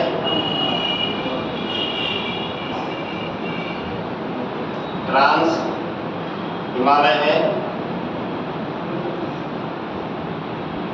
यहाँ पर काराकोरम, लद्दाख तथा जास्कर पर्वत श्रृंखलाएं मौजूद हैं। यहाँ पर काराकोरम, लद्दाख, जास्कर पर्वत श्रृंखलाएं मौजूद हैं।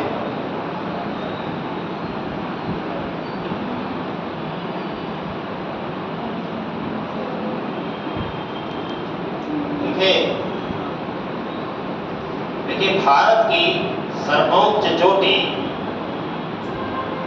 भारत की सर्वोच्च चोटी कौन सी है जी? A2 बताओ कौन सी है? ये देखो लाल वाले बोतल, ये तुम्हारे बोतल, क्या नाम है तुम्हारा? कौन सी चोटी भारत की सबसे ऊंची चोटी मानी जाती है? हाँ तुम बताओ। माउंट एवरेस्ट क्यों नहीं? खड़े हो जाओ। वेरी गुड, सही कह रही है। इसको बोला, इसको सबसे पीछे बड़ा परफॉर्मेंस पूछते रहते हैं तो क्लास में जीवन कथा बनी रहती है, जैसे उसे लगता है सब मर भूल गए एकदम से। सबसे पीछे बोला, इसको दोनों बतिया रहे हैं, खड़े हो जाओ। हाँ तुम भी खड़े हो जाओ। बताओ भारत की सबसे ऊंची चोटी कौन सी है? K2, Godwin, Austin. Mount Everest क्यों नहीं है? उसे बताने दो। कहाँ है? भूटान में। माउंट एवरेस्ट जो है दुनिया की सबसे ऊंची चोटी है, वो कहाँ है? भारत में है ना? है? वेरी गुड, बैठ जाओ। ठीक, आज से जान लीजिए माउंट एवरेस्ट जो है वो नेपाल में है, और भारत की अगर सबसे ऊंची चोटी की बात की जाएगी तो K2 है, लिख लो। भारत की सर्वोच्च चोटी K2 या गार्डविन ऑस्टिन, K2 या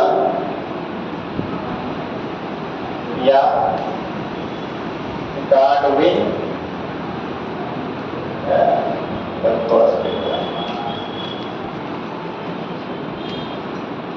K2 या फिर से लिख देता हूं, K2 या गार्डविन ऑस्टिन। थोड़ा लंबा ना है लेकिन आपको ज्यादातर जगह पे K2 ही दिखाई देगा। इसकी ऊंचाई कितनी है? 8,611 किलोमीटर। हाँ मीटर, यानी 8,611 मीटर ऊंची जो चोटी है, लेकिन कहाँ पे है? ये ट्रांस हिमालय का भाग, ठीक है। आगे देखो, ये किस श्रृंखला पे है, किस श्रेणी पे है? हाँ, देखो यह कारकोरम श्रृंखला पर अवस्थित है, कारकोरम श्रृंखला पर अवस्थित है।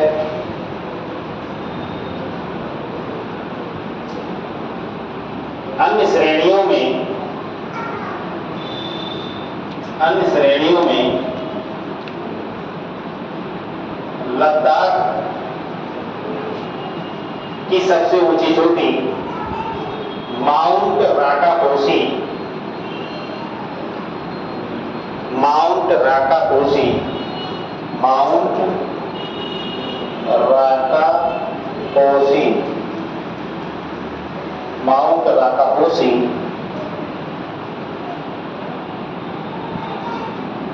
लद्दाख की सबसे ऊंची चोटी है। माउंट राकापोसी कहाँ की सबसे ऊंची चोटी है? लद्दाख की सबसे ऊंची चोटी है। और एक चीज और जान लीजिए भैया, जो माउंट राकापोसी है, लद्दाख की सबसे ऊंची चोटी इसको माना जाता है, ये दुनिया की सबसे तीव्रतम ढाल वाली चोटी है। ये कई बार प्रश्न पूछा गया है कि दुनिया की सबसे तीव्रतम यानी सबसे ज्यादा ढाल वाली चोटी कौन सी है? माउंट राकापोसी, जो कि लद्दाख श्रृंखला पर मौजूद है। तीव्रतम ढाल का मतलब, ढाल भी कई तरह के होंगे ना, एक ढाल ये होता है, एक ढाल बिल्कुल इस तरह होता है, एक ढाल बिल्कुल इस तरह होता है। तो ढाल यानी तीव्रतम ढाल वाली चोटी अगर कोई है तो माउंट राकापोसी है, जो कि कहाँ पे है? लद्दाख श्रेणी की सबसे ऊंची चोटी है। तो आगे लिख लो, जो कि विश्व की तीव्रतम ढाल की चोटी है।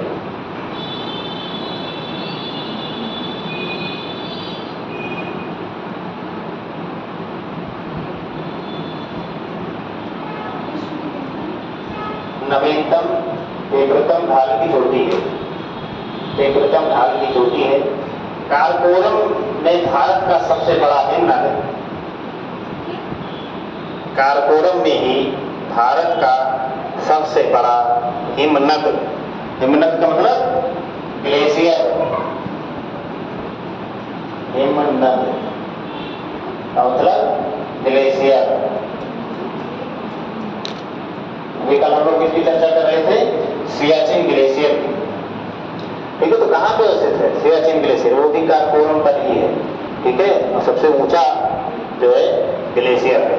ये 2020 की PCS 3 में प्रश्न आया था, ठीक है। तो कह रहे थे कारकोरम पर भारत का सबसे बड़ा जो हिमनद है, ग्लेशियर है, ठीक है, वो अवस्थित है। तो इसके अतिरिक्त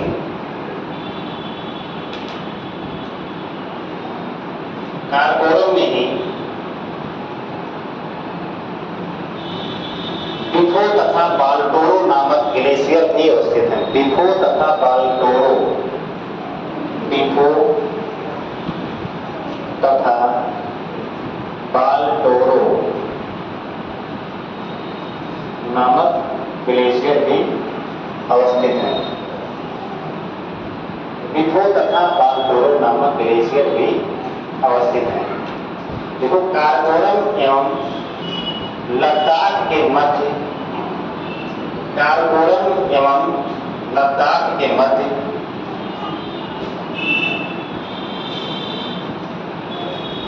कारकोरम एवं लद्दाख के मध्य सिंधु की सहायक नदी,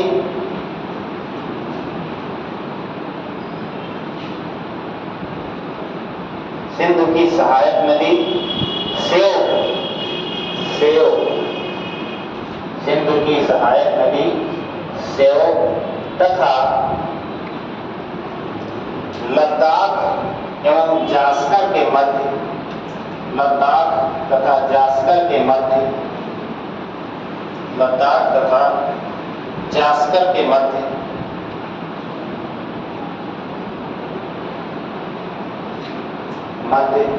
सिंधु नदी प्रवाहित है, सिंधु नदी प्रवाहित है,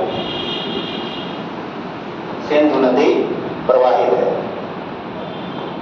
वैसे आप थोड़ा समझ लीजिए, जैसे भैया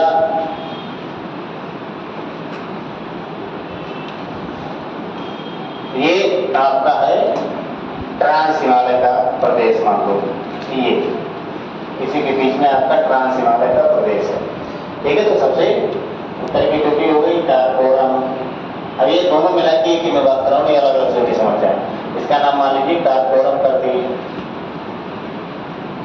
दूसरी आपकी लद्दाख वाली है, और तीसरी आपकी है जास्कर, ठीक है। तो जो भारत में नदियां प्रवेश करती हैं, ठीक है, वो नदियां काराकोरम एवं लद्दाख जो नदियां हैं, काराकोरम या लद्दाख नदी है, ठीक है। तो वो ऐसे ऐसे, यानी अगर पूछा जाए कि सेल्फ नदी किन किन दो श्रेणियों के मध्य है, इसका नाम है सेल्फ नदी। और लद्दाख को सॉरी सिंधु नदी जो है वो किन श्रेणियों के मध्य प्रवाहित होती है, वो लद्दाख एवं जास्कर के मध्य सिंधु नदी। और यहीं पे भारत की सीमा है जिसका नाम है गुंजी। गुंजी नामक स्थान से ये भारत में प्रवेश करती है, किन दो श्रृंखलाओं के मध्य, लद्दाख एवं जास्कर श्रेणी के मध्य। गुंजी नामक स्थान पे भारत में कौन सी नदी प्रवेश करती है, सिंधु नदी। बोलिए लास्ट में लिख दो, ट्रांस हिमालय एवं बृहद हिमालय के मध्य Indo Tsangpo suture zone bracket में ITS जल पाया जाता है।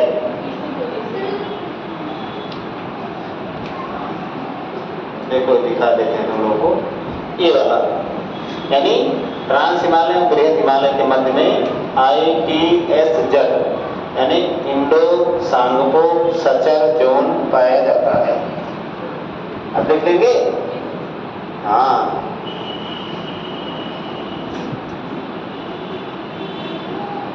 समझ गए, ठीक है। तो ये हो गया भैया आपका ट्रांस हिमालय। वो छोटा सा ट्रांस हिमालय में ज्यादा तथ्य नहीं है, इतने बात आपको जानकारी लेना कि ट्रांस हिमालय की चोटियों का नाम क्या है। तो पहला काराकोरम भैया, लद्दाख और तीसरा जास्कर, ठीक है। तो इसमें आपको देखना है कि सबसे भारत का सबसे बड़ा ग्लेशियर ट्रांस हिमालय में, भारत की सबसे ऊंची चोटी ट्रांस हिमालय में काराकोरम श्रृंखला पर, और ट्रांस हिमालय और बृहद हिमालय की मध्य की चोटी कौन सी है, तो सचर जोन कौन सा है, तो ITS जल। अब दूसरा ला लो बृहद हिमालय। बृहद हिमालय है, बृहद हिमालय डालो, और क्या चीज दूसरा वाला उसमें बटवाए थे ना, बृहद हिमालय या इसी को हिमाद्री हिमालय भी कहते हैं, हिमाद्री हिमालय।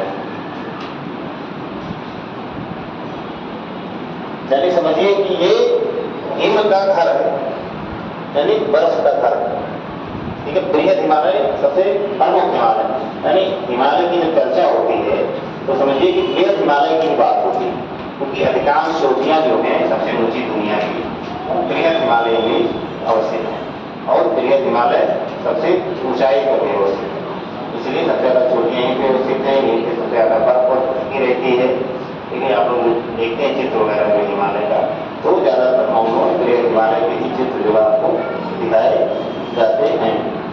देखो इसमें थोड़ा बृहद हिमालय में देखो, बृहद हिमालय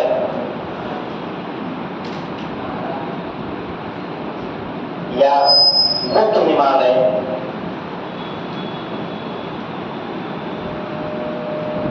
या बर्फीला हिमालय, इसी को कहा गया है, देख लो नाम है, सब नाम, बृहद हिमालय, हिमाद्री हिमालय, मुख्य हिमालय, बर्फीला हिमालय, ठीक है, ये सब इसी के उपनाम में। मैं आपको कंफ्यूज होने के लग रहा है कोई दूसरी छोटी थी, हम बड़ी नहीं, ठीक है।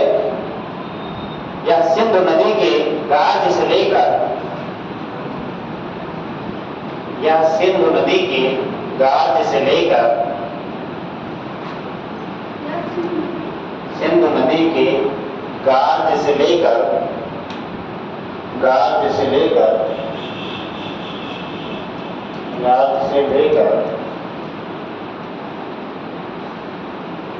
यानी जहां से सिंधु नदी ने हिमालय को काटा है, कोई भी पर्वत आएगा तो किसी दरार के माध्यम से कोई नदी पर्वत, मान लीजिए हिमालय श्रृंखला, ठीक है, वैसे से आया, ये सिंधु नदी बह रही है, तो इसी को कहा जाएगा कि गाज, ठीक है। एक होता है गाज, एक होता है कैनियन, ठीक है। दोनों में अंतर ये होता है कि उसमें आधार का अंतर होता है। जो गाज होता है, ठीक है, आपका डी आकार की घाटी की तरह होता है, इस तरह, ठीक है। ये आपको दो पहाड़ियों के बीच में दिखाई देगा, ठीक है, इसको गाज बोलते हैं। नदी क्षेत्रों में भी इस प्रकार के गाज प्राय आपको दिखेंगे।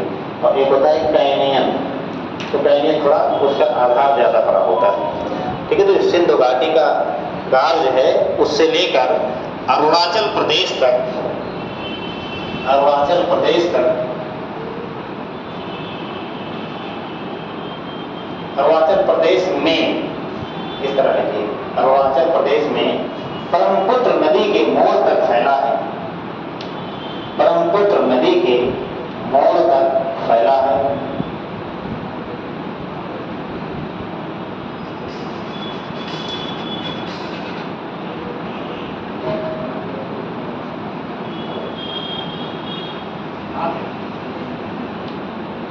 ब्रह्मपुत्र नदी के मोड़ तक फैला है। विश्व की सर्वाधिक ऊंची चोटियां इसी श्रेणी में पाई जाती हैं, इसी श्रेणी में पाई जाती हैं। हेलो, हाँ,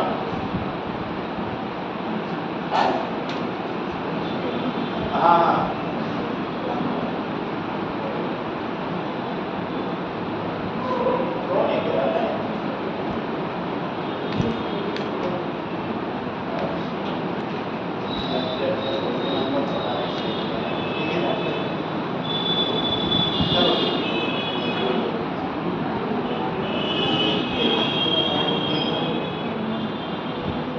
हाँ, क्या लिखे हैं? इसी श्रेणी में पाई जाती हैं। तो इस श्रेणी की औसत ऊंचाई 6000 मीटर तक है।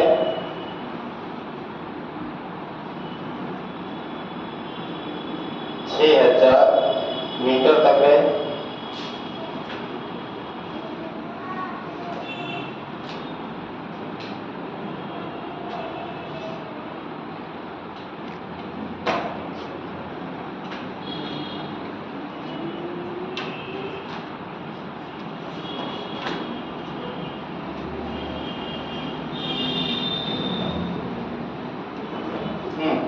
चलिए 6000 मीटर तक है। विश्व की सर्वोच्च चोटी, विश्व की सर्वोच्च चोटी,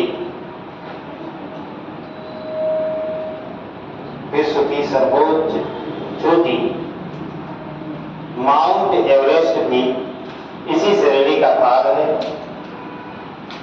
इसी श्रेणी का भाग है।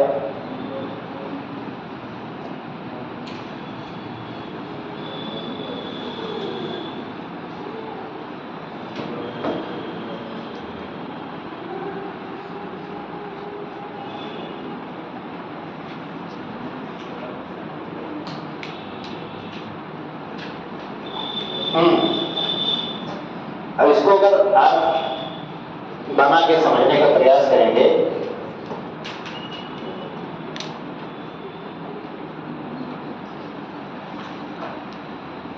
इस प्रकार से इसको अगर बना के पूर्व पश्चिम में समझने का प्रयास करेंगे, ठीक है, यानी यहाँ जम्मू कश्मीर से लेके अरुणाचल प्रदेश तक, तो यहाँ पे इसकी चोटी है नामचा, बहुत मोटा कर देते हैं, नामचा 12, एक मिनट। इसका नाम है नामचा बारवा। ये कई तरह की चोटी का ही नाम है। और इधर आप देखेंगे तो सबसे इधर के शीर्ष पे पड़ेगा नंगा पर्वत। नंगा पर्वत। अब बीच में अगर आप देखेंगे तो कुछ भारत के आध्यात्मिक स्थल हैं, जैसे नंदा देवी, ये सब जो है इसी श्रेणी पर पाए जाते हैं। बद्रीनाथ, केदारनाथ, ये सब जो है इसी श्रेणी का भाग है। तो आप इसे लिख लीजिए, इसमें बना के ये नंदा पर्वत हो गया। ऐसे ही कोई बगल में लिख लीजिए नंदा देवी।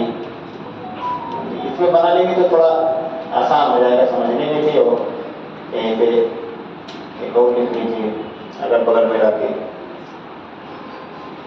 बद्रीनाथ, केदारनाथ, ये सब चीजें लिख लीजिए। बद्रीनाथ, केदारनाथ,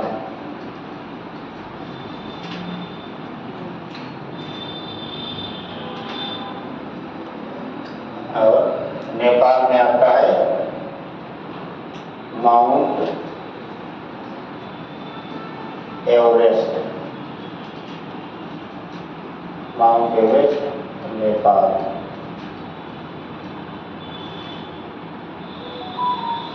और आगे सिक्किम के आसपास में क्या है? कंचनजंगा। कंचनजंगा ये भी एक चोटी का ही नाम है। और सबसे लास्ट में है नामचा बारवा, जो भारत, चीन और म्यांमार की सीमा के पास में अवस्थित है।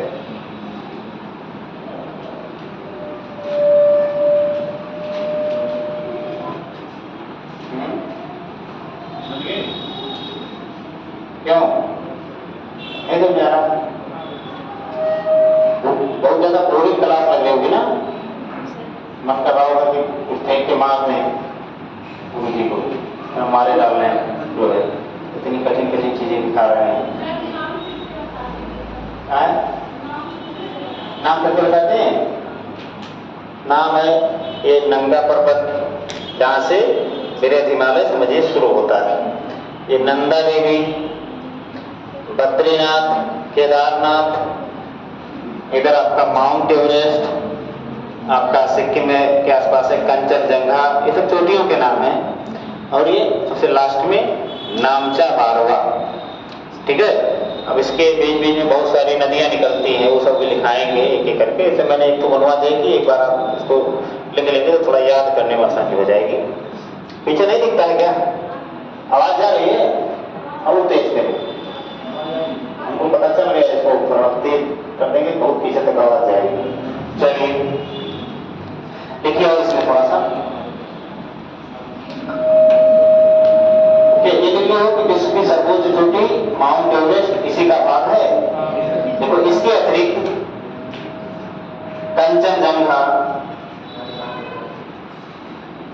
कंचनजंगा, कामा, नंगा पर्वत, कामेट, कामेट ये भी एक चोटी है। कामेट, नामचा बारवा इसी पर अवस्थित। नामचा बारवा वो लिखा था, देखो उधर बार बार नाम इसका आएगा, नामचा बारवा। सबसे लास्ट में देखो लिखा है, लिखा लिख लिए? कौन नहीं लिख पाया? एक बार फिर से लिख दें ना आया हो तो लिख लिए तो बहुत अच्छा है। चलिए आगे बढ़िए। देखो, बृहद हिमालय एवं स्थित है, बस आऊंगा। नामचा बारवा इसी पर अवस्थित है।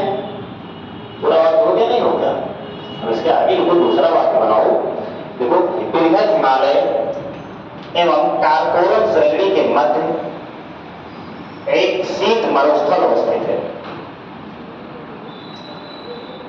बृहद हिमालय एवं काराकोरम श्रेणी के मध्य एक शीत मरुस्थल अवस्थित है, जो कि जम्मू कश्मीर और हिमाचल प्रदेश में विस्तारित है। जो कि जम्मू कश्मीर एवं हिमाचल प्रदेश में विस्तारित है।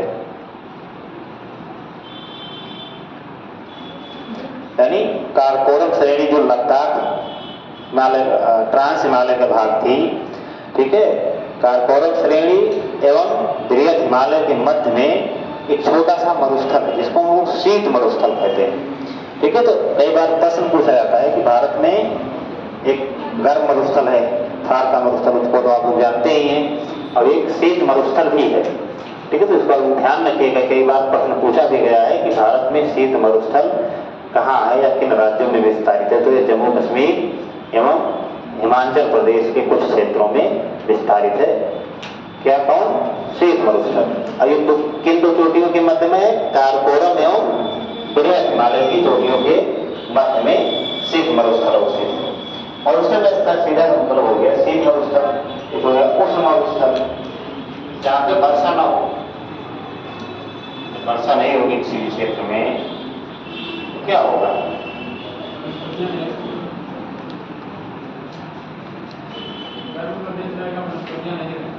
हाँ, मैं बार बार कह रहा हूँ कि भाई किसी भी प्रदेश में सबसे महत्वपूर्ण अगर कोई संसाधन है जल नहीं है तो फिर वहाँ पेड़ पौधे नहीं होंगे।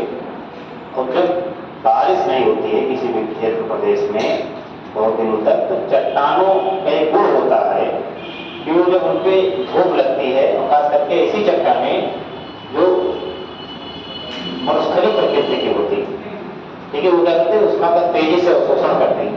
यानी बालू अगर आप खुद भी मैंने जीवन में देखे हो तो बालू बड़ा जल्दी गर्म हो जाता है, ठीक है, और बड़ा जल्दी ठंडा भी हो जाता है। ठीक है, उसका गुण होता है। ठीक है, अब वो तेजी से ठंडा होता है और फिर तेजी से गर्म भी हो जाता है, जैसे सुबह धूप निकलती है। तो इस गुण के कारण चट्टानें कोई भी चीज बार बार सिकुड़ेगी, फैलेगी, ठीक है, तो वो अंत में टूट जाएगी।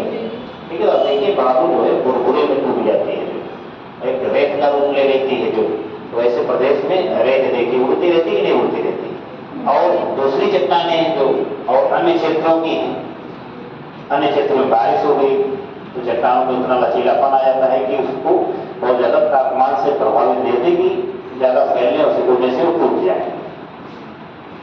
तो मरुस्थलीय प्रदेश उस वाली इस प्रकार के हो गए, शीत मरुस्थल भी इसी प्रकार के हो गए। शीत मरुस्थल में भी वहां पे अब क्योंकि ऊंचाई पे है, कोई भी क्षेत्र, बिल्कुल भूगोल का सबसे बुनियादी नियम है कि कोई भी क्षेत्र कितना भी कहीं पे हो, जितना सतह से अधिक ऊंचाई पर अवस्थित होगा वहां का तापमान उतना ही कम होगा। ठीक है, जैसे जैसे आप पृथ्वी के धरातल से क्षोभ मंडल की सीमा की तरफ बढ़ते हैं, वैसे वैसे तापमान क्या होता है? घटता चला जाता है। तो बड़े होंगे ना आप लोग? नहीं पढ़े? हाँ, तो क्षोभ मंडल की ऊंचाई कितनी है? पढ़े हैं तो 15,000 किलोमीटर।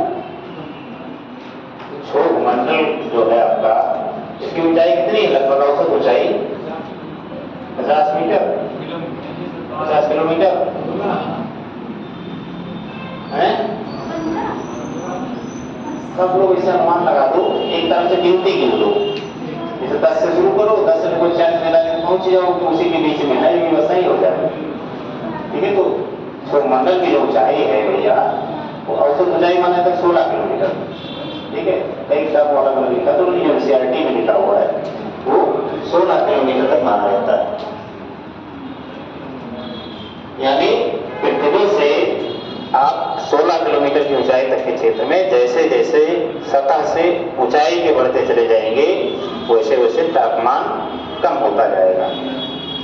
समझिए, इसलिए देखिए एक ही अक्षांश पे अगर दो अलग अलग शहर अवस्थित हैं, ठीक है, तो दोनों के तापमान में बड़ा अंतर पाया जाता है। जैसे आगरा शहर उत्तर प्रदेश का और दार्जिलिंग दोनों सेम अक्षांश पे अवस्थित हैं। ठीक है, दोनों की लोकेशन देखेंगे तो दोनों एक ही अक्षांश पे अवस्थित हैं, तापमान समान होना चाहिए था। अगर एक स्थान पे कोई भी स्थान अवस्थित है, ठीक है, तो वहाँ पे टेम्परेचर जो होगा वो समान होना चाहिए, लेकिन ऐसा नहीं है। मई जून के महीने में आगरा का औसत तापमान हो जाता है 45 और 48 डिग्री सेंटीग्रेड दिन प्रतिदिन का। और दार्जिलिंग में जहाँ लोग गर्मी छुट्टी में जाते हैं मौज करने, वहाँ का तापमान 5-10 डिग्री रह जाता है, सेम अक्षांश पे अवस्थित है। तो भैया ऐसा इसलिए है क्योंकि वो दार्जिलिंग जो शहर है उसकी औसत ऊंचाई आगरा शहर से ज़्यादा है, यानी वो ज़्यादा ऊंचाई पे अवस्थित है, इसलिए वहाँ तापमान कम है। ये कम ऊंचाई पे अवस्थित है, इसलिए यहाँ तापमान ज़्यादा है। तो बिल्कुल बेसिक नियम है कि सतह से जैसे जैसे ऊंचाई पे बढ़ते जाएंगे वैसे वैसे तापमान घटता चला जाएगा। अब शीत मरुस्थल है अगर, तो इसका मतलब कि चूंकि ये ऊंचाई पे तो अवस्थित है, ऊंचाई पे अवस्थित है, इसीलिए ठंडा तो होगा ही होगा, तापमान कम होगा। लेकिन यहाँ वर्षा नहीं होती, सीधी सी बात है। ठंडा है, बर्फ भी जमा है, सब कुछ है, लेकिन बरसात नहीं होती। यानी 25 सेंटीमीटर से औसत वार्षिक वर्षा अगर जिस भी क्षेत्र में कम होगी उसको अमूमन हम लोग मरुस्थलीय क्षेत्र में वर्गीकृत करते हैं। यहाँ पे औसत वार्षिक वर्षा 25 सेंटीमीटर से कम हो, ठीक है। तो ये भले ऊंचाई के क्षेत्र में अवस्थित है, यहाँ ठंडा वंडा माहौल सब ठीक ठाक है, लेकिन बरसात नहीं होती। तो इसलिए कहा जाता है कि भारत का जो शीत मरुस्थल है वो इसी क्षेत्र में अवस्थित है। जो समझ गए बात को, आगे लिखिए। विश्व में मत लिखो है,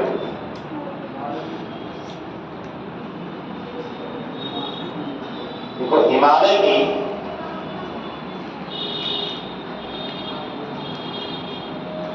प्रमुख चोटियां, देखो छोटी सी हेडिंग डालो, 7-8 चोटी का नाम लिख दो, उनकी ऊंचाई उनके सामने लिखते चले जाओ, वो पूछता है।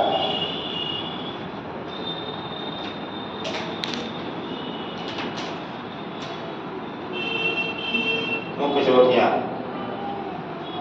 माउंट एवरेस्ट पहला लिख लो, सबसे ऊंची है, फटाफट लिखते जाओ।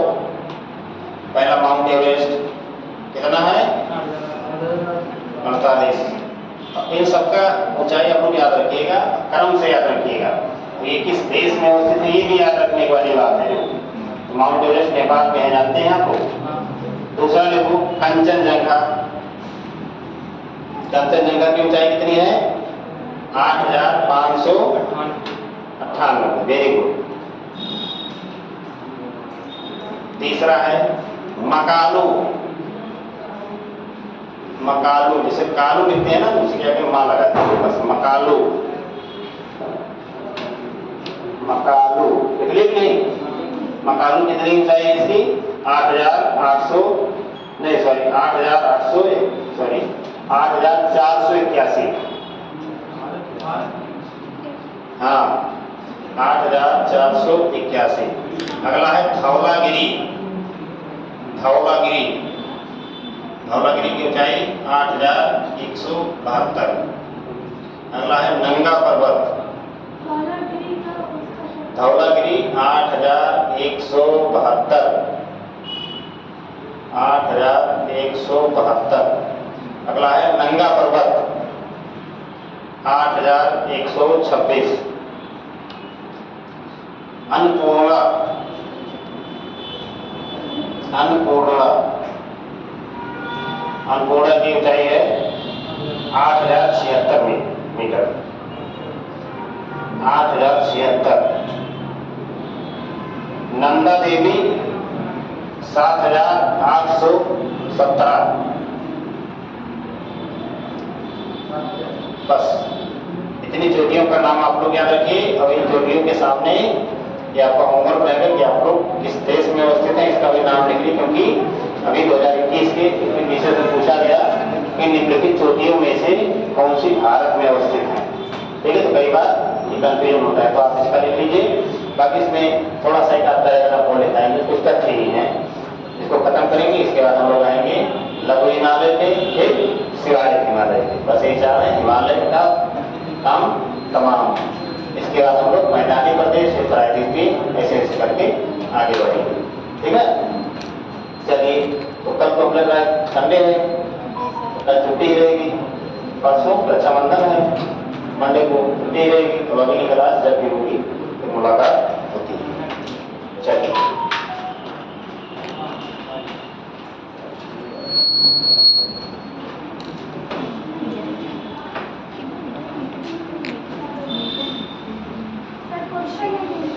हाँ ले लो, क्वेश्चन ले लो, बहुत अच्छा। कल लिए थे नहीं तो उसका कलेक्ट कर लो, सब इकट्ठा करके लाके दे दो।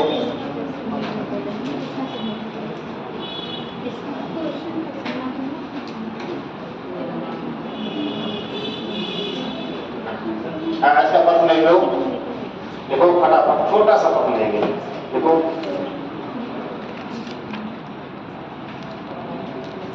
भारत के लिए हिमालय पर्वतमाला का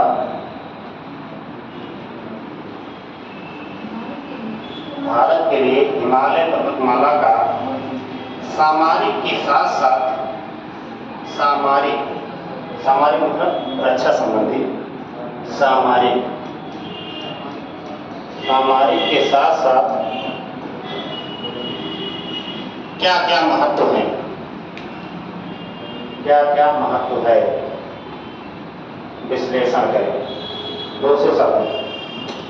ठीक है, अब आज का फटाफट कॉपी कलेक्ट करो, थोड़ा हमको दो, 5-7 मिनट लेकर हो गया है क्लास।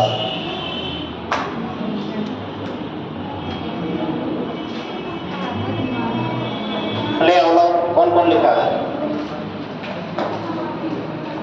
और लोग कलेक्ट कर लो, इधर भी एक सब कलेक्ट कर लो। ठीक है, बस लाओ हमको दे दे जाओ।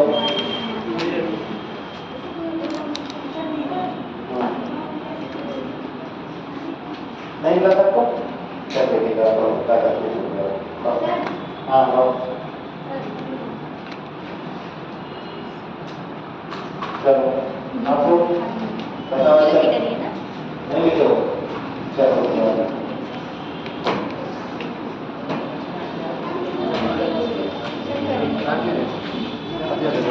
थोड़ा छूट गया।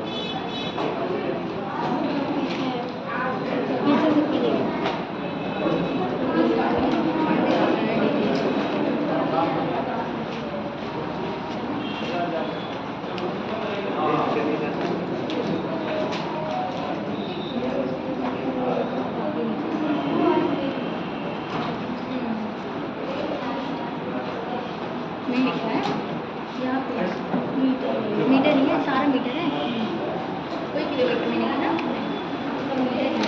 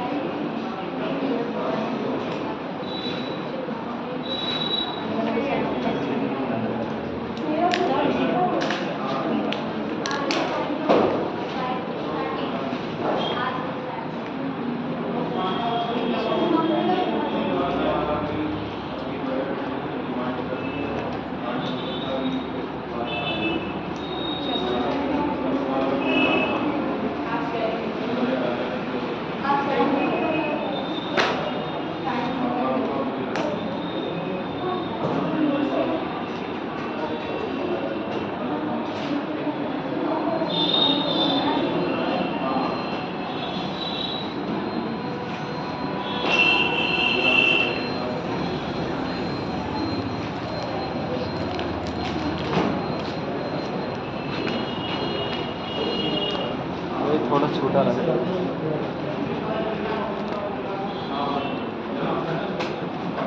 क्या चल रही पूरा कुछ पढ़ के आए, कुछ पूछने, कुछ पढ़ा, कुछ पूछने। काफ़ी नए लोग लग रहे हैं, बाकी लोग खराब लग रहे हैं। सही तो बताया, पहले दिन क्लास में आए हैं। अच्छा लेकिन कब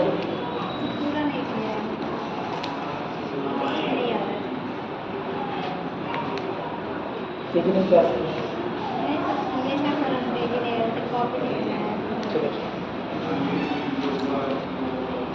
शुरू करें। कुछ पूछना है, कुछ पूछना है। देखा था अनुपातिक प्रतिनिधित्व, मेरे ख्याल से सब में आ गया शायद। इसे क्या हो गया, झेला नहीं जा रहा। हाँ? सिर दर्द हो रहा है? चलो थोड़ा सा क्षमता बढ़ाओ भाई, कैसे काम चलेगा। IAS की तैयारी करो। ये तो छुट्टी की डिमांड करते, छुट्टी सब नहीं आता। IAS ऑफिसर किस दिन छुट्टी होती है?